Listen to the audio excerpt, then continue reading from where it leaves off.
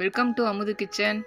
இன்றைக்கி வீடியோவில் இட்லியை வச்சு விதவிதமான ரெசிபிஸ் எப்படி செய்கிறதுன்னு பார்க்கலாம். இது மீந்த இட்லி வச்சியும் நம்ம செய்ய முடியும். ஆறுன இட்லி வச்சு விதவிதமாக எப்படி செய்கிறதுன்னு இந்த வீடியோவில் பார்க்கலாம். இது ஃப்ரைடு இட்லி பீஸ் மசாலா. இது வேர்க்கடலை பொடி இட்லி.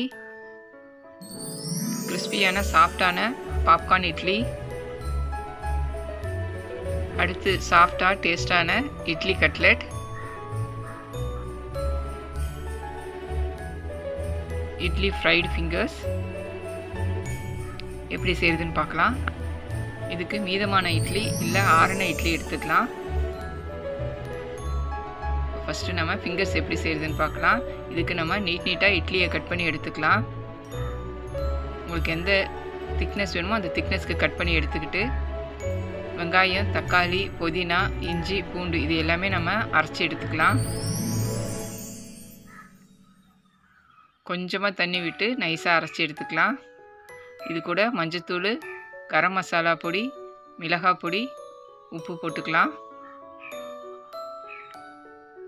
வேணும்னா நீங்கள் இதிலேயே கார்ன்ஃப்ளோரும் ரைஸ் ஃப்ளோரும் போட்டுக்கலாம். இல்லைன்னா கடைசியாக நீங்கள் சேர்த்துக்கலாம். இந்த மாதிரி அரைச்சி எடுத்துக்கிட்டு நம்ம கட் பண்ணி வச்சுருக்க இட்லியை இது கூட போட்டு நல்லா மிக்ஸ் பண்ணி எடுத்துக்கலாம். எல்லா இடமும் நல்லா கோட்டாகி இருக்கணும் மசாலா. இதுக்கு மேலே நம்ம கார்ன்ஃப்ளோரும் ரைஸ் ஃப்ளோரும் சேர்த்துக்கலாம். சேர்த்து மேலே நல்லா கோட் ஆகிற மாதிரி நல்லா கோட் பண்ணி விட்டுக்கலாம். இந்த மாதிரி நல்லா மசாலா கலந்ததும் நம்ம அவுலை பொடி பண்ணி எடுத்துக்கலாம். இதுக்கு அவுல் போட்டுக்கலாம், இல்லை நம்ம ஃப்ளேக்ஸ் கார்ன்ஃப்ளேக்ஸ் போட்டுக்கலாம், இல்லைன்னா பிரெட் க்ரம்ஸ் போட்டுக்கலாம். நான் அவுலை பொடி பண்ணி எடுத்துருக்கிறேன், தட்டை அவுலை. இது மேலே அப்படியே நம்ம கோட் பண்ணி விட்டுக்கலாம். இந்த மாதிரி கோட் பண்ணதை எடுத்து நம்ம ஃப்ரை பண்ண போகிறோம். இந்த மாதிரி எல்லாத்தையும் ரெடி பண்ணி வச்சுக்கலாம். எண்ணெய் நல்லா சூடானதும் நம்ம போட்டு ஃப்ரை பண்ணி எடுத்துக்கலாம். ரொம்ப கலக்க வேணாம், உடஞ்சிடும் இட்லி. போட்டுட்டு அப்படியே நம்ம லைட்டாக திருப்பி விட்டாலே போதும், நல்லா செவந்து வந்துடும். இந்த மாதிரி நல்லா செவந்து வந்தோடனே நம்ம எடுத்துடலாம். அவ்வளோதான், நம்மளுடைய இட்லி ஃபிங்கர்ஸ் ரெடி. அடுத்து நம்ம கட்லெட் எப்படி செய்கிறதுன்னு பார்க்கலாம். இதுக்கு நான் ரெண்டு இட்லியை நல்லா பொடி பண்ணி எடுத்துக்கிறேன். ஆறின இட்லினா தான் இந்த மாதிரி தூள் தூளாக வரும். 2 பிரெட் ஸ்லைஸ் எடுத்துக்கலாம். அதை தண்ணியில் முக்கி உடனே பிழிஞ்சு எடுத்துக்கலாம். இந்த மாதிரி தண்ணி எல்லாமே ஸ்குவீஸ் பண்ணி எடுத்துட்டு நம்ம இட்லி கூட சேர்த்துக்கலாம். இட்லியும் பிரெட்டையும் போட்டு நல்லா கலந்து விட்டுக்கலாம். இது கூட பொடியாக நறுக்கின வெங்காயம், கொத்தமல்லி தழை, கேரட்டும் நீங்கள் வேணும்னா போட்டுக்கலாம். நான் உப்பு போட்டிருக்கேன், மிளகுத்தூள் போட்டிருக்கேன், கரம் மசாலா போட்டிருக்கேன், மஞ்சத்தூள் போட்டிருக்கேன். போட்டு எல்லாத்தையும் நல்லா மிக்ஸ் பண்ணி எடுத்துக்கிறேன். ரொம்ப ட்ரையாக இருந்துச்சுன்னா கொஞ்சம் தண்ணி நம்ம தெளித்து விட்டுக்கலாம். ப்ரெட்டை மிக்ஸி ஜாரில் போட்டு பொடி பண்ணி எடுத்துக்கலாம். நமக்கு பிரெட் க்ரம்ஸ் வேணுன்றதுக்காக மிக்ஸி ஜாரில் போட்டு பொடி பொடியாக எடுத்து இந்த மாதிரி நம்ம எடுத்து வச்சுக்கலாம். மேலே கோட் பண்ணுறதுக்கு ஒரு கப்பில் கார்ன்ஃப்ளோரும் ரைஸ் ஃப்ளோரும் போட்டு தண்ணி ஊற்றி கரைச்சி எடுத்துக்கலாம். கட்டி இல்லாமல் கரைச்சி வச்சுக்கலாம். இட்லியும் ப்ரெட்டும் நம்ம பிசைஞ்சு வச்சுருக்கோம். அது கூட நம்ம வேக வச்ச பட்டாணியை போட்டு பிசைஞ்சு எடுத்துக்கலாம். நல்லா ரோல் பண்ணுற அளவுக்கு நல்லா பிசைஞ்சு எடுத்துக்கலாம். இந்த மாதிரி உருட்டிட்டு நமக்கு எந்த சைஸ் வேணுமோ அந்த சைஸ்க்கு நம்ம தட்டி எடுத்துக்கலாம். இந்த மாதிரி வடை ஷேப்பில் இல்லை கட்லெட் ஷேப்பில் நம்ம தட்டி எடுத்துக்கலாம்.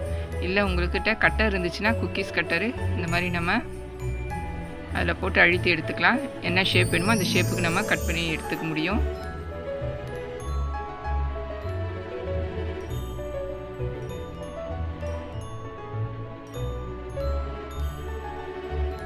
எல்லாத்தையும் நம்ம இந்த மாதிரி ரெடி பண்ணி வச்சுக்கலாம். இந்த மாதிரி ரெடி பண்ணதை நம்ம கார்ன்ஃப்ளோர் மாவு கரைச்சி வச்சுருக்கோம் இல்லைங்களா, அதில் டிப் பண்ணி எடுத்துக்கலாம். டிப் பண்ணிவிட்டு பிரெட் க்ரம்ஸில் கோட் பண்ணி எடுத்துக்கலாம்.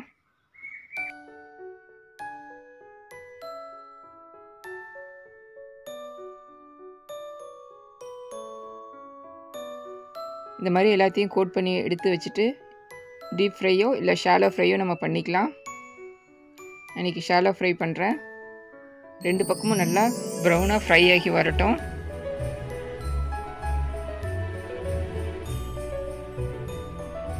நல்லா ஃப்ரை ஆனதும் நம்ம அப்படியே எடுத்துக்கலாம். அவ்வளோதான், நம்மளுடைய கட்லெட் ரெடி.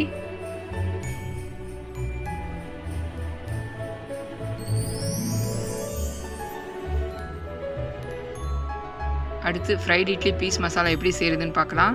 இதுக்கு நான் இட்லியை கட் பண்ணி எடுத்துக்கிறேன். ஃபஸ்ட்டு நான் குட்டி குட்டியாக பாப்கார்ன் இட்லிக்கு கட் பண்ணி எடுத்துக்கிறேன்.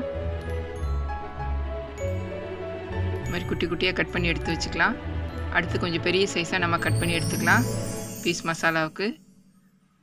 அடுத்து மசாலா ரெடி பண்ணிடலாம். இதுக்கு மஞ்சத்தூள் எடுத்துருக்கிறேன், உப்பு எடுத்துருக்கிறேன், மிளகாய் பொடி எடுத்துருக்கிறேன், கரம் மசாலா பொடி, கார்ன்ஃப்ளோர், ரைஸ் ஃப்ளோர் எடுத்துருக்கிறேன். இது எல்லாமே நல்லா கலந்து விட்டுட்டு தண்ணி ஊற்றி கரைச்சி எடுத்துக்கலாம். நல்லா பஜ்ஜி மாவு மாதிரி நல்லா கலந்து விட்டுக்கலாம். தேவையான அளவுக்கு தண்ணி விட்டு நல்லா கரைச்சி எடுத்துக்கலாம். நல்லா கலந்து விட்டதும் பாப்கார்ன் இட்லி மசாலாவும் இதையை போட்டு நம்ம கலந்துக்கலாம். பீஸ் மசாலாவுக்கும் இதை போட்டு நம்ம கலந்து எடுத்துக்க போகிறோம். ஃபஸ்ட்டு பாப்கார்ன் இட்லிக்கு நம்ம போட்டு கலந்து எடுத்துக்கலாம். நல்லா கோட்டானதும் எடுத்து தனித்தனியாக வச்சுக்கலாம் நம்ம. அடுத்து பீஸ் மசாலா இட்லிக்கு போட்டு கலந்து எடுத்துக்கலாம். இது பெரிய சைஸாக இருக்கும். இதை நல்லா கலந்து விட்டு எடுத்துக்கலாம். இது மாதிரி நல்லா கலந்து விட்டுட்டு எடுத்து வச்சுக்கலாம். அடுத்து நம்ம மசாலா ரெடி பண்ணிக்கலாம். இதுக்கு நம்ம ஒரு கடாய் வச்சுட்டு எண்ணெய் ஊற்றி பட்டை கிராம்பு போட்டு தாளிச்சிக்கலாம். அது கூட வெங்காயம் தக்காளி போட்டு நல்லா வதக்கிட்டு இஞ்சி பூண்டு போட்டு வதக்கி எடுத்துக்கலாம். நல்லா வதங்கட்டும். வதங்கிட்ட அப்புறம் மஞ்சத்தூள், கரம் மசாலா, உப்பு, மிளகாய் பொடி போட்டு நல்லா வதக்கிக்கலாம். நல்லா வதங்கினதும் நம்ம வேக வச்சுருக்க பட்டாணியை போட்டுக்கலாம். பட்டாணியை போட்டு தண்ணி ஊற்றி நல்லா கலந்து விட்டு ஒரு 2 நிமிஷம் மூடி வச்சிடலாம். அதுக்குள்ளார நம்ம இட்லியை ஃப்ரை பண்ணி எடுத்துக்கலாம். நல்லா ப்ரௌனாக ஃப்ரை ஆகி வரட்டும்.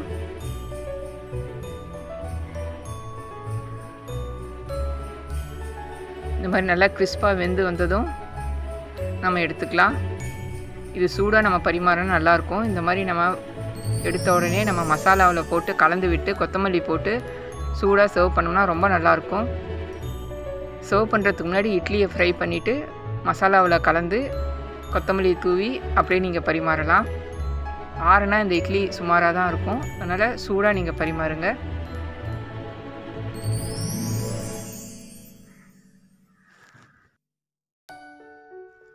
அடுத்து இட்லி பாப்கார்ன் இது எப்படி செய்கிறதுன்னு பார்க்கலாம். இதுக்கு நான் கார்ன்ஃப்ளேக்ஸ் எடுத்துருக்கிறேன்.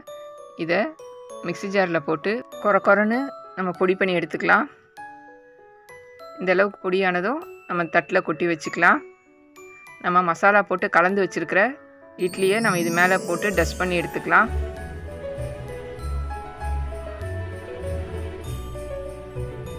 நல்லா டஸ்ட் ஆனதும் இதை நம்ம அப்படியே பொரித்து எடுத்துக்கலாம். ரொம்ப ஈஸி இது பண்ணுறது, ரொம்ப டேஸ்ட்டாக இருக்கும்.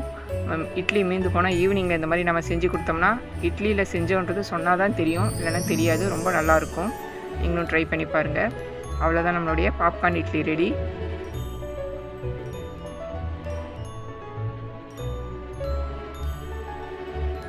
அடுத்து பொடி இட்லி எப்படி செய்கிறதுன்னு பார்க்கலாம்.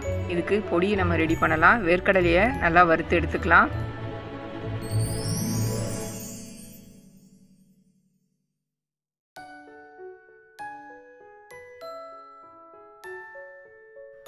வறுபட்டதும் எடுத்து வச்சுட்டு எள்ளும் மிளகாயும் போட்டு நம்ம வறுத்து எடுத்துக்கலாம். எள்ளு நல்லா பொரிஞ்சதும் மிளகாயை போட்டு வறுத்து எடுத்து வச்சுக்கலாம்.